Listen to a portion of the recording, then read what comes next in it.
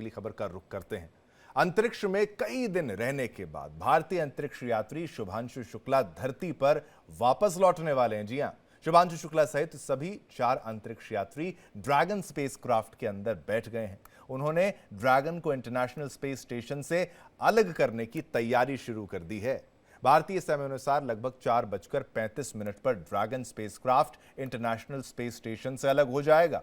13 जुलाई की शाम farewell ceremony में उन्होंने भारत के पहले अंतरिक्ष यात्री राकेश शर्मा के 1984 में दिए आइकॉनिक डायलॉग को दोहराते हुए कहा, भारत आज भी सारे जहां से अच्छा है वो है भी।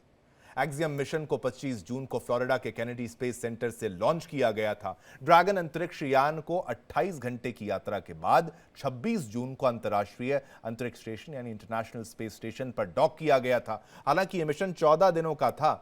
अब एस्ट्रोनॉट्स की वापसी 4 दिन देरी से हो रही है। शुभांशु शुक्ला एक्सियम 4 मिशन के तहत 3 अन्य अंतरिक्ष यात्रियों के साथ इंटरनेशनल स्पेस स्टेशन पर गए हैं। इन अंतरिक्ष यात्रियों का 14 दिन का मिशन था जो पूरा हो चुका है। फिलहाल शुभांशु शुक्ला समेत अन्य अंतरिक्ष यात्रियों के पृथ्वी पर लौटने का सभी को बेसब्री से इंतजार है। अब नासा ने जानकारी दी है कि इस मिशन में शामिल एस्ट्रोनॉट्स कई दुर्लभ और महत्वपूर्ण वैज्ञानिक सामग्रियां अंतरिक्ष से लेकर लौट रहे हैं। इनमें 580 पाउंड वजनी वैज्ञानिक उपकरण है। और क्या है वो भी जान लीजिए। नासा का स्पेस हार्डवेयर और 60 से अधिक साइंस एक्सपेरिमेंट्स का डेटा शामिल है। डेटा बहुत महत्वपूर्ण है। ये प्रयोग अंतरिक्ष में किए गए हैं और भविष्य की स्पेस टेक्नोलॉजी और मेडिकल साइंस के लिए काफी अहम माने जा रहे हैं। अब क्रू के सभी वैज्ञानिक प्रयोग पूरे हो चुके हैं, यानी मिशन सक्सेसफुल है अभी तक। अब उनकी वापसी की प्रक्रिया जो है वो शुरू हो चुकी है। अब आपको ग्राफिक्स के माध्यम से सारी चीजें समझाते हुए चलेंगे। अब भारतीय समयानुसार आज शाम 4:35 पर स्पेस स्टेशन से अनडॉकिंग की प्रक्रिया जो है वो शुरू होगी। अनडॉक, पहले आप डॉक करते हैं यानी कनेक्ट होते हैं, फिर अनडॉक करते हैं, अनडॉकिंग की प्रक्रिया शुरू होगी। एक्सियम 4 टीम में कौन कौन है, उसमें 4 सदस्य हैं। उनके बारे में भी अब आप जानते चलिए। उन सदस्यों के नाम भी बताएंगे और उनको क्या रोल है, उनकी भूमिका क्या है, वो भी आप जानते चलिए। तो समय के बारे में आपको बताया, वापसी के बारे में आपको समझाया। अब जान लीजिए कौन कौन से वो सदस्य हैं। पहले सदस्य जो हैं वो पैगी विटसन यहां पर होंगे। मिशन के कमांडर हैं, अहम रोल है उनका, मुख्य किरदार निभा रहे हैं पैगी विटसन। साथ ही साथ वहां पर शुभांशु शुक्ला हैं, वो पायलट का किरदार है उनका, यानी कि वो पायलट हैं। उनके साथ साथ स्लावोज भी उनके साथ हैं जो कि मिशन विशेषज्ञ हैं, और साथ साथ टिबोर कापू। ये आप चारों की तस्वीर, उनके रोल के बारे में समझ लीजिए। टिबोर कापू एक मिशन विशेषज्ञ के रूप में, तो ये 4 अंतरिक्ष यात्री वापस लौट रहे हैं। शुभांशु शुक्ला के लिए अंतरिक्ष यात्रा कई मायनों में खास रही है। वो अंतरिक्ष यानी अंतर्राष्ट्रीय अंतरिक्ष station ISS international space station तक पहुंचने वाले पहले भारतीय बन गए हैं। इससे पहले 1984 में राकेश शर्मा ने सोवियत रूस से उनके सैल्यूट 7 मिशन के तहत अंतरिक्ष की उड़ान भरी थी। अब शुक्ला अंतरिक्ष की यात्रा करने वाले दूसरे भारतीय बन चुके हैं और इंटरनेशनल स्पेस स्टेशन पर जाने वाले पहले भारतीय बन चुके हैं। लेकिन उनके माता पिता ने क्या कुछ कहा है, जरा वो भी एक बार सुन लेते हैं। कि हमारा बेटा एक मिशन से वापस लौट रहा है, ऊपर से सफलतापूर्वक मिशन उसका कंप्लीट हो, बस यही दुआ कामना करते हैं कि किसी तरह से जल्दी वो आए और आकर हम लोगों से मिलें, मुलाकात करें। अब पूजा पाठ तो विशेष होती ही रहती है, रोज ही होती है पूजा पाठ। बच्चे की सकुशलता के लिए, उसके लिए प्रार्थना ईश्वर से करते रहते हैं कि हमारा बेटा अच्छे से जो है अपना मिशन कंप्लीट करे और जल्दी से जल्दी धरती पर आए और हम लोगों से आकर के मिले। वहाँ से मिशन से वापसी के बाद जब मेडिकली जब वहाँ से वो होगा तब वो क्लियर करेंगे कि मतलब कहाँ आ रहे हैं, कैसे कितना क्या प्रोग्राम है, तभी क्लियर हो पाएगा। अभी जो है जब तक वापसी के बाद मेडिकली जब तक रहेंगे तब तक कुछ क्लियर नहीं हो पाएगा। देश अब दुनिया देख रहा है, आप शुभांशु जी को मैसेज क्या देंगे? मैसेज यही देंगे, बेटा हिम्मत तो खैर उसमें है ही है, हम क्या मैसेज देंगे, बस यही कहेंगे, ईश्वर से दुआ करेंगे कि उसको जो है अच्छी तरह सकुशल वापसी उसकी कराए। और हम लोग जो है हम भी दुआ कर रहे हैं और सभी लोग दुआ कर रहे हैं और हमारी शुभकामनाएं हैं। तो यहाँ पर आपने देखा माता पिता जो है वो दुआ कर रहे हैं, प्रार्थना कर रहे हैं कि सकुशल भारत जो है वो धरती पर वापसी होगी और सभी के लिए एक गर्व का क्षण वो भी होने वाला है। और आपको समय भी हम बताते चल रहे हैं। चलिए न्यूज़ रूम चलते हैं, हमारे साथ हमारे सहयोगी विवेक जुड़ चुके हैं। विवेक शांडिल्य न्यूज़ रूम से और जानकारी देने के लिए। विवेक, क्या कुछ खास रहने वाला है? समय के साथ साथ 14 जुलाई शाम 4:35 कहा जा रहा है और फिर पृथ्वी के लिए रवाना होंगे। अनडॉकिंग की वो पूरी प्रक्रिया जो है वो शुरू हो चुकी है। 4 उसमें यात्री जो हैं वो आने वाले हैं। लेकिन भारत के लिए कितना गर्व का ये पल है, क्योंकि अब अगला जो मिशन गगनयान भी होगा। आपको ये भी याद होगा कैसे शुभांशु शुक्ला प्रधानमंत्री नरेंद्र मोदी से बात कर रहे थे, तब उनकी तरफ से भी बताया जा रहा था। तो भारत के लिए कितना गर्व का पल, ISS जाने वाले पहले भारतीय और दूसरे अंतरिक्ष में जाने वाले भारतीय। विवेक, देखिए, भारत के लिए मील का पत्थर तो है ही, नो डाउट, इसमें कोई दो राय नहीं है। और भारत के स्पेस प्रोग्राम के लिए भी मील का पत्थर है। इसरो के साथ मिलकर शुभांशु शुक्ला भारत के स्पेस प्रोग्राम को कहीं ना कहीं आगे बढ़ाते हुए नजर आएंगे। लेकिन इसके साथ ही अगर आप देखेंगे तो अब से चंद मिनटों का वक्त है और उसके बाद जो है शुभांशु शुक्ला का जो सफर है इंटरनेशनल स्पेस स्टेशन से वापस पृथ्वी के लिए शुरू हो जाएगा। 4:35 पर इंटरनेशनल स्पेस स्टेशन से पृथ्वी के लिए रवाना हो जाएंगे, यानी चंद मिनटों के बाद। और सभी एस्ट्रोनॉट स्पेसक्राफ्ट में बैठ गए हैं और हैच को भी बंद कर दिया गया है। यानी कि जो हैच आप सामने देख रहे हैं, ये उसी हैच की तस्वीर है, तो इसको क्लोज कर दिया गया है। सब बैठ गए हैं और ये जो वहाँ से फ्लाइट है वो रवाना होने के लिए तैयार है। स्पेसक्राफ्ट जो है वो रवाना होने के लिए तैयार है। आगे का कार्यक्रम भी जल्दी से दर्शकों को बता देते हैं। 23 घंटे के सफर में उनका स्पेसक्राफ्ट 15 जुलाई दोपहर 3 बजे के तकरीबन समुद्र में उतरेगा, जिसे स्प्लैश डाउन भी कहते हैं। और 23 घंटे का लगभग ये सफर रहने वाला है। तो अभी ऐसे आप लगा लीजिए कि कल 3 बजे के आसपास का वक्त रहेगा जब धरती पर लैंड कर जाएंगे। समुद्र में ये जो स्पेसक्राफ्ट है वो लॉन्च होगा। उसके बाद क्रू 2 से 3 हफ्ते तक ऑब्जर्वेशन में रहेगा। ऐसा नहीं जैसा हम देखते हैं कि भाई हम प्लेन में उड़े और उसका सफर करके वापस उतर गए, या फिर अगर इंटरनेशनल सफर कर रहे हैं तो जेट लैग हुआ। ऐसा नहीं होता। इंटरनेशनल स्पेस स्टेशन से वापस आ रहे हैं तो 2 से 3 हफ्ते जो है उनको ऑब्जर्वेशन में रखा जाएगा। स्पेसक्राफ्ट 263 किलो से ज्यादा कार्गो के साथ वापस आएगा। इसमें नासा का हार्डवेयर और 60 से ज्यादा प्रयोगों की डेटा शामिल होंगे। ये अंतरिक्ष अनुसंधान के लिए बेहद इंपॉर्टेंट माने जा रहे हैं। चारों एस्ट्रोनॉट 26 जून को भारत के समय के मुताबिक 4:01 पर ISS पहुंचे थे। एक्सियम मिशन 4 के तहत 25 जून को दोपहर 12 बजे करीब ये एस्ट्रोनॉट जो है वो रवाना हुए थे। और हमारे साथ एक मेहमान भी जुड़ चुके हैं विवेक। मनीष पुरोहित जी हमारे साथ इस वक्त जुड़ चुके हैं। उनका भी रुख कर लेते हैं उनसे। वो एक वैज्ञानिक हैं, उनसे जान लेते हैं कि पूरी प्रक्रिया कितनी सफल रही और एक्सपेरिमेंट्स के बारे में भी। मनीष जी, आपसे मेरा ये सवाल रहेगा, एक तो कितना गर्व का ये पल रहा और कितना मुश्किल ये रहा, वो तमाम दिक्कतों के बारे में आप बताते चलिए और क्या कुछ इसमें सफलता हाथ हमें लगी होगी। देखिए, ये जो मिशन हमने अभी करा है एक्सियम 4 का, जहाँ पे हमने शुभांशु शुक्ला जी को इंटरनेशनल स्पेस स्टेशन पे भेजा है, ये हमारा पहला कदम है। जो भारत एक ह्यूमन स्पेस फ्लाइट प्रोग्राम को चालू करना चाहता है गगनयान के नाम से, उसकी पहली अनक्रूड फ्लाइट जो होगी, जहाँ पे व्योम मित्रा रोबोट को हम भेजने वाले हैं, वो हो सकता है इस साल दिसंबर में हो। शुभांशु शुक्ला जी की जो फ्लाइट है, ये हमें ह्यूमन स्पेस फ्लाइट जो होती है उसकी बारीकियों को समझने में मदद करेगी। सबसे बड़ा अचीवमेंट जो रहेगा वो यही रहेगा कि अब हमारे पास एक वेल ट्रेन्ड एस्ट्रोनॉट कहें या गगन यात्री कहें, वो है जो स्पेस में ट्रैवल कर चुके हैं, अभी स्पेस में हैं, तो स्पेस तक जाने की सारी यात्रा की बारीकियां उनको पता है। और अब स्पेस से जब वापस धरती पर उतरना होता है, उसकी भी सारी बारीकियां वो अगले 23-24 घंटों में सब समझ जाएंगे। ये हमारे लिए बहुत ज्यादा किफायती होगा जब हम गगनयान मिशन की बात करेंगे, क्योंकि ये एक्सपर्टीज आप सिमुलेशन के थ्रू, वर्चुअल एनवायरनमेंट में, लेबोरेटरी में, सॉफ्टवेयर के थ्रू या धरती पर आप कोई भी सेटअप करके बना ले, जो एक्सपीरियंस आपको इन पर्सन किसी मिशन को करने में मिलता है उसका कोई तोड़ नहीं है। तो सबसे बड़ी तो ये हमारी उपलब्धि है इस मिशन की। साथ में जो एक्सपेरिमेंट करें, वो एक्सपेरिमेंट जो है वो है, अगर मान लीजिए हम स्पेस में जाते हैं तो मनीष जी, आपको 1 मिनट रोक रहा हूँ। अंतरिक्ष वैज्ञानिक आरसी कपूर जी क्या कुछ कह रहे हैं, आपको वो सुनाते हैं पहले। Then say about a height of 5 to 6 kilometers above the sea level, the drogue parachutes open. They offer a braking to the fall, so the speed gets reduced further.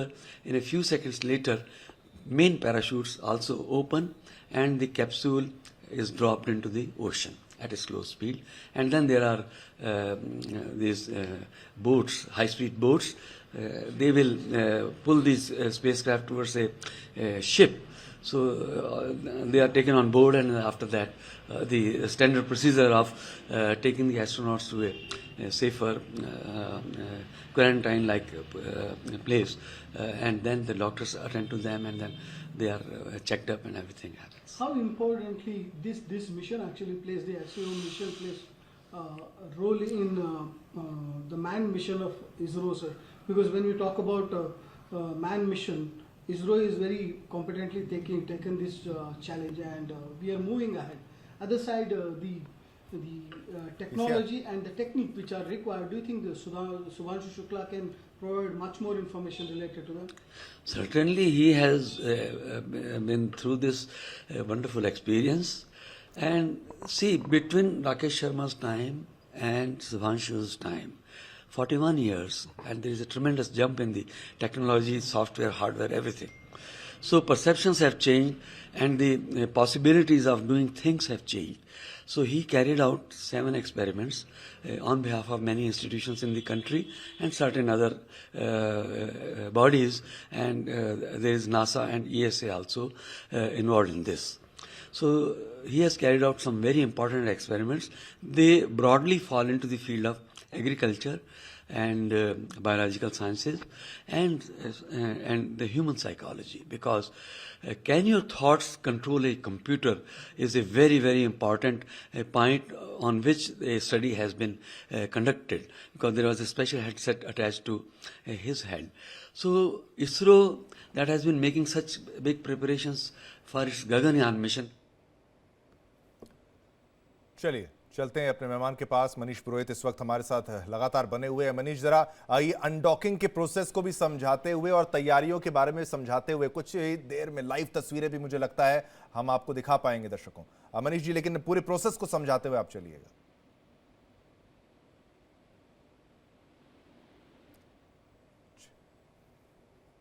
चलिए अब एक बार फिर ट्राई करते हैं मनीष जी को, लेकिन ये तस्वीरें आप देख सकते हैं, उत्साह आप देख सकते हैं, और ये हमारे चारों जितने अंतरिक्ष यात्री जो हैं वो वापस आएंगे, और जल्द वो तस्वीरें भी जो है वो हम आपको दिखाएंगे। वो तस्वीरें भी आपके लिए हम लेकर आएंगे। थोड़ा ही वक्त इसमें बचा हुआ है और शुरुआत हो जाएगी। 4:35 का समय बताया जा रहा है।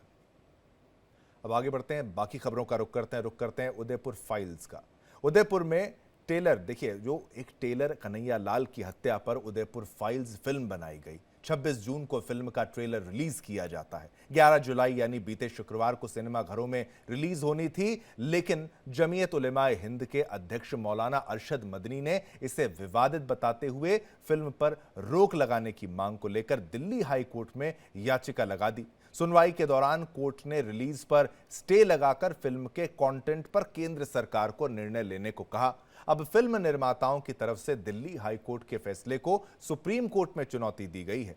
फिल्म निर्माता की तरफ से सुप्रीम कोर्ट से जल्द सुनवाई की मांग की गई है। आपको याद होगा वो हत्याकांड जब 28 जून 2022 को दिन दहाड़े दुकान में कैमरे के सामने कन्हैया लाल की गला रेत कर बेरहमी से हत्या कर दी गई थी।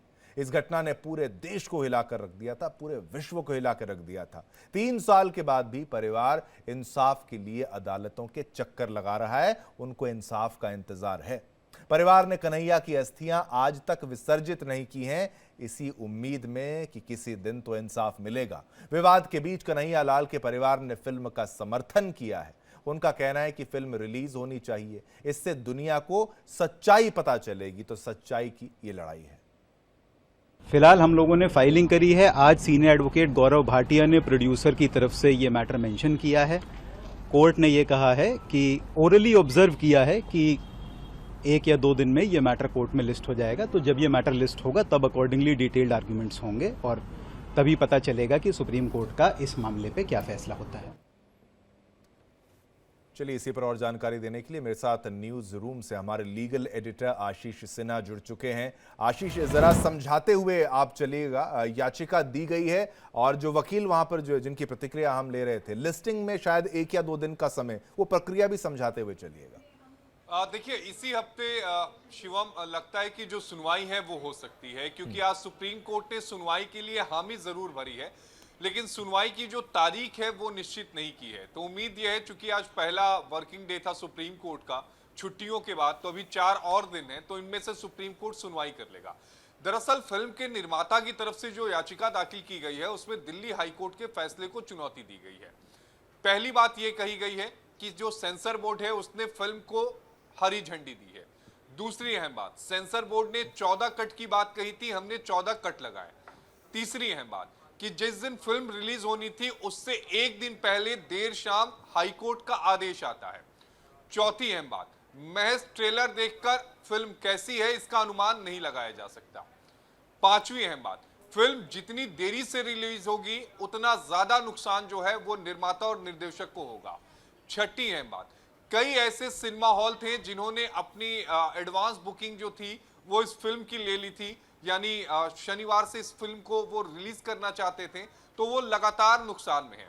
सातवीं अहम बात, ये अभिव्यक्ति की स्वतंत्रता है उसका हनन हो रहा है। आठवीं अहम बात, मौलिक अधिकारों का जिक्र भी यहाँ पर जो फिल्म निर्माता है उनकी तरफ से किया गया और कहा गया कि ये हमारे मौलिक अधिकारों के तहत हमने इस फिल्म को बनाया है और इस फिल्म को रिलीज करने की इजाजत दी जाए। अब दूसरे पक्ष का क्या कहना है जिन्होंने हाईकोर्ट में याचिका दाखिल की। जमीयते उलमाए हिंद के अलावा 3 और याचिकाएं दिल्ली हाईकोर्ट में दाखिल की गई थी जिन्होंने इस फिल्म का विरोध किया था। पहला, ये जो पूरा मामला है कन्हैया लाल की हत्याकांड, वो उसका जो ट्रायल है वो अभी चल रहा है। दूसरा, अगर फिल्म रिलीज होती है तो ट्रायल प्रभावित हो सकता है। तीसरा, इस पूरे अगर हम बात करें तो इससे एक सांप्रदायिक तनाव जो फिल्म है उसके रिलीज होने के बाद हो सकता है। चौथा, फिल्म में जो फैक्ट्स हैं उनको तोड़ मरोड़ कर दिखाया गया है। पांचवा, जो सेंसर बोर्ड ने कट्स लगाने की बात कही थी वो कहीं भी जो ट्रेलर रिलीज हुआ उसमें नजर नहीं आ रहा है। तो ये उनकी तरफ से दलीलें दी गई हैं। हालांकि इससे पहले भी इस तरह की कई बार रोक लगी है, चाहे हम केरला फाइल्स की बात करें, चाहे हम कश्मीर फाइल्स की बात करें। बाद में हर इन फिल्मों पर कोर्ट की तरफ से सशर्त मंजूरी दी गई है। तो मुझे लगता है कि उदयपुर जो फाइल है इसमें भी मंजूरी मिलेगी, सशर्त होगी। हो सकता है 1-2 कट और लगाने पड़े, लेकिन कोर्ट भी इस बात को समझता है कि अगर फिल्म रिलीज नहीं होगी तो एक बहुत बड़ा नुकसान होगा, क्योंकि फिल्म तो एक होती है लेकिन फिल्म के पीछे काम करने वाले हजारों लोग होते हैं, तो नुकसान सबका होगा।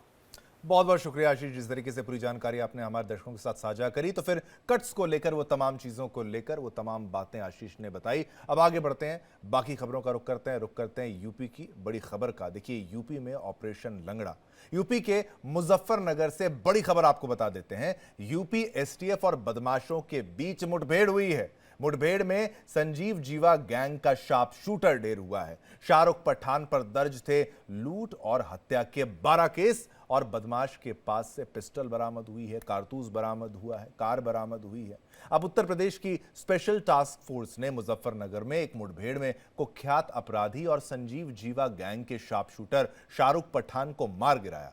शाहरुख पर 50,000 रुपए का इनाम घोषित था और 2017 में हरिद्वार में कंबल व्यापारी की हत्या के मामले में उम्र कैद की सजा काट रहा था। इस हत्याकांड में संजीव जीवा को भी उम्र कैद की सजा सुनाई गई थी। पुलिस के अनुसार शाहरुख पठान 6 महीने पहले जमानत पर जेल से रिहा हुआ था। इसके बाद वो हत्या के पुराने मामलों में गवाहों को धमकाने और उनकी हत्या के प्रयास जैसे अपराधों में शामिल था। संभल में भी जानलेवा हमले और धमकी का एक मुकदमा उसके खिलाफ दर्ज था, जिसके चलते उस पर 1 लाख रुपए का इनाम घोषित किया गया था। शाहरुख पठान पर हत्या, रंगदारी और आपराधिक साजिश जैसे आधा दर्जन से अधिक गंभीर मुकदमे दर्ज हैं। 2015 में उसने मुजफ्फरनगर रेलवे स्टेशन पर पुलिस हिरासत में आसिफ ज़ादा की हत्या की थी। इसी मामले के दौरान जेल में रहते हुए वो संजीव जीवा और मुख्तार अंसारी के संपर्क में आया था। मुजफ्फरनगर में एक कुख्यात अपराधी शार्प शूटर शाहरुख पठान के साथ में मुठभेड़ हुई और उस मुठभेड़ के दौरान ये अपराधी घायल हुआ, जिसको अस्पताल में ले जाया गया। वहाँ पर उसकी इलाज के दौरान मृत्यु हुई। आप सब इस अपराधी के बारे में पहले से विदित है और फिर भी मैं उसकी आपराधिक गतिविधियाँ बताता हूँ। ये अपराधी 2015 में इसने मुजफ्फरनगर रेलवे स्टेशन पे आसिफ ज़ायदा की वर्चस्व को लेकर के हत्या कर दी थी। उस समय आसिफ ज़ायदा पुलिस कस्टडी में था और नैनी जेल से मुजफ्फरनगर पेशी के लिए आया था। तो पेशी पे आए अपराधी की पुलिस कस्टडी में होने के उपरांत रेलवे स्टेशन पे इसके द्वारा अपने साथी के साथ मिलकर मात्र रंगदारी के वर्चस्व को लेकर के पुलिस कस्टडी में उसकी गोली मार करके हत्या की। चलिए अब आगे बढ़ते हैं, बाकी खबरों का रुख करते हैं। शहर शहर जल प्रलय की बात करते हैं।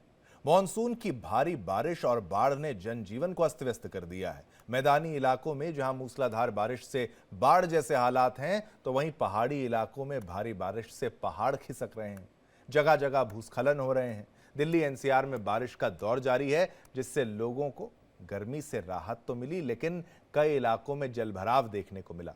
मध्य प्रदेश में कई जिलों में हालात बिगड़े हुए हैं। पिछले 24 घंटे से छतरपुर, टीकमगढ़ और निवाड़ी जैसे कई जिलों में तेज बारिश के कारण बाढ़ की स्थिति बनी है। छतरपुर में भारी बारिश के बाद धसान नदी उफान पर है, जिससे कई इलाकों में पानी घुस गया है। मौसम विभाग ने आज भी 6 जिलों में भारी बारिश का रेड अलर्ट जारी किया है। वहीं राजस्थान में भी मूसलाधार बारिश का दौर जारी है। भीलवाड़ा, बूंदी, टोंक, बारां, झालावाड़, अजमेर, जोधपुर, बांसवाड़ा, जालौर, पाली समेत कई जिलों में 2 से 5 इंच तक पानी बरसा है। धौलपुर में भारी बारिश के कारण कई हिस्सों में जल भराव हो गया है। अब हर जगह देखिए, आप ये तस्वीरें देखिए, मध्य प्रदेश, वाराणसी, प्रयागराज, दिल्ली और तमाम जगहों पर। इस वक्त जम्मू कश्मीर पर भी देखिए, जम्मू कश्मीर में भी पूर्ण रूप से आप देखेंगे तो भारी बारिश का दौर है। पहाड़ों में आप कटाव देखेंगे, खिसाव देखेंगे, वो तमाम चीजें। लेकिन और जानकारी देने के लिए हमारे साथ रमन सैनी लाइव जुड़ चुके हैं। रमन, जरा पहाड़ी क्षेत्रों के बारे में बताइए, कितना इस वक्त रिस्की सिचुएशन कह लिया जाए इसको? जी हाँ, बिल्कुल शिवम, देखिए जिस तरीके से मानसून पूरे उत्तर भारत के अंदर एक्टिवेट हो चुका है और 20 जून से ही मानसून जो है एक्टिवेट हुआ है, उसमें आप ये सहज अंदाज़ा लगा सकते हैं कि पहाड़ों पर किस तरीके की बारिश जो है वो हो रही है और बारिश के चलते लोगों को खासी दिक्कतों का सामना करना पड़ रहा है। जम्मू कश्मीर की बात करें तो जम्मू कश्मीर की भी कई इलाकों में बादल फटने की घटनाएँ जो हैं वो सामने आई हैं। अब से कुछ देर पहले जब हम एक दूसरी खबर पर लाइव चैट कर रहे थे, उस समय भी भारी बारिश का दौर जो है वो चल रहा था। तो लगातार भारी बारिश का अलर्ट जो है वो मौसम विभाग की तरफ से भी जताया गया है। 14 तारीख से लेकर 17 तारीख तक मध्यम दर्जे की बारिश और 18 तारीख से लेकर 21 तारीख तक फिर हैवी रेनफॉल का प्रेडिक्शन जो है वो मौसम विभाग की तरफ से किया गया है। दूसरी तरफ अगर हम देखें, उत्तराखंड में रुद्रप्रयाग में लगातार लैंडस्लाइड हो रही है। वहाँ पर जो बद्रीनाथ या केदारनाथ जाने वाले रास्ते हैं उसमें बहुत ज़्यादा अड़चने लोगों को, जो भक्त हैं, शिव भक्त, उनको फेस करनी पड़ रही है। गनीमत यह है कि अभी तक बाबा बर्फानी की जो यात्रा जम्मू कश्मीर में चल रही है, मौसम का अड़ंगा उसमें अभी तक नहीं पड़ा है, क्योंकि जम्मू श्रीनगर नेशनल हाईवे जो है वो वहाँ पर बारिश जरूर हुई है, लेकिन उस लेवल का कोई लैंडस्लाइड या मडस्लाइड नहीं आया है जिससे यातायात को बाधित करना हो। तो एक जरूर ये आशीर्वाद बाबा भोले के भक्त, जो बाबा बर्फानी के भक्त हैं, उनको जम्मू कश्मीर में जरूर मिला हुआ है। लेकिन आने वाले 18 तारीख से लेकर 21 तारीख तक जो मौसम विभाग का प्रेडिक्शन है उसके मुताबिक भारी बारिश का दौर जो है वो स्कैटर प्लेसेस पर हो सकता है। बहुत शुक्रिया। जम्मू श्रीनगर, बिल्कुल रमन, बहुत शुक्रिया जिस तरीके से पूरी जानकारी हमारे संवाददाता रमन ने हमारे साथ साझा करी।